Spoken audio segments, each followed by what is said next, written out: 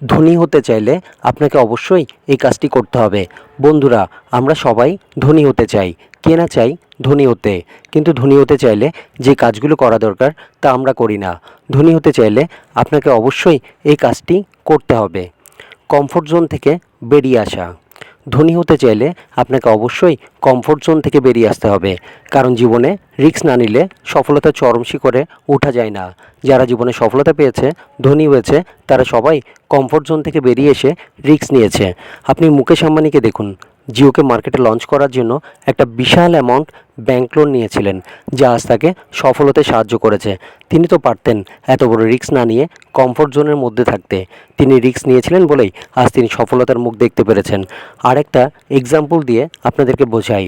একটা রাজা ছিলেন, তিনি দুটো টিয়া পাখি পুষতেন। দুটো টিয়া পাখি রাজার খুব পোষা ছিল। দুটো টিয়া পাখির মধ্যে একটা টিয়া পাখি খুব উড়ত, এদিক ওদিক সব দিক ছুটে বেড়াতো, কিন্তু অন্য টিয়া পাখিটি শুধুমাত্র গাছের একটা ডালে প্রতিদিন বসে থাকতো। টিয়া পাখিটি খাবার খাওয়ার পর শুধুমাত্র ওই একই ডালে প্রতিদিন বসে থাকতো।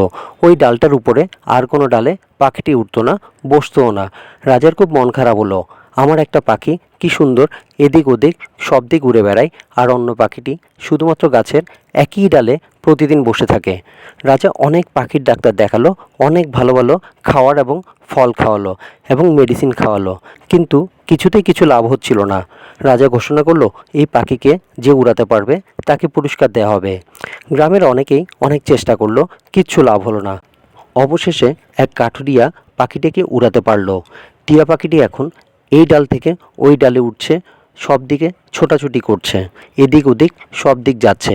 রাজাও খুব খুশি হলো এবং কাঠুরিয়াকে পুরস্কার দেওয়ার জন্য ডাকলো এবং কৌতূহলবশত কাঠুরিয়াকে জিজ্ঞেস করলো, তুমি এমন কি করলে, এমন কি ট্রিটমেন্ট করলে যে এত ডাক্তার কবিরাজ করতে পারলো না?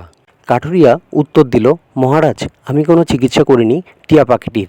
আমি শুধুমাত্র পাখিটির প্রতিদিন যে ডালে বসতো সেই ডালটি কেটে দিয়েছি, আর তাই পাখিটি বাধ্য হয়ে অন্য ডালে এবং উপরের ডালগুলোতে উড়ে বসতে বাধ্য হয়েছে। মানে তাকে বাধ্য করা হয়েছে তার কমফোর্ট জোন থেকে বেরিয়ে আসতে। পাখিটির মধ্যে কিন্তু উড়ার সক্ষমতা প্রথম থেকেই ছিল, কিন্তু পাখিটি ওই ডালে আরাম পেত এবং ওই কমফোর্ট জোন থেকে সে বেরিয়ে আসতো না।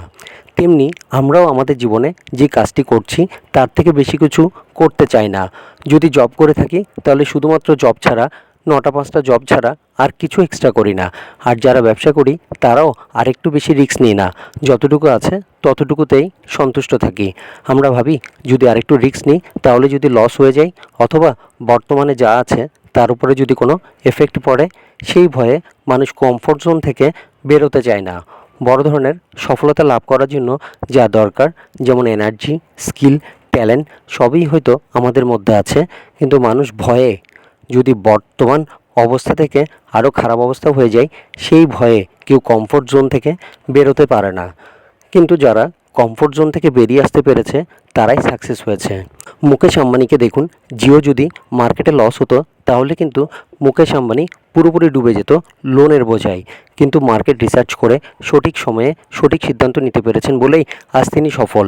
তাই বন্ধুরা, জীবনে উন্নতি করতে হলে, ধনী হতে চাইলে নিজেকে কমফোর্ট জোন থেকে বেরিয়ে আসতে হবে, তবেই সফলতা মুখ দেখা যাবে। তাই বন্ধুরা, জীবনে উন্নতি করতে হলে, ধনী হতে চাইলে নিজের কমফোর্ট জোন থেকে বেরিয়ে আসতে হবে, তবেই সফলতার মুখ দেখতে পারবেন। বন্ধুরা, এই ভিডিও দেখে যদি আপনাদের একটু উপকার হয়ে থাকে তাহলে অবশ্যই লাইক আর শেয়ার করবেন, আর অবশ্যই অবশ্যই অবশ্যই সাবস্ক্রাইব করে পাশে থাকবেন, যাতে পরবর্তী যে কোনো ভিডিও আপলোড করলেই নোটিফিকেশান চলে যায় আপনাদের কাছে। তো বন্ধুরা, সবাই ভালো থাকবেন, সুস্থ থাকবেন। ধন্যবাদ।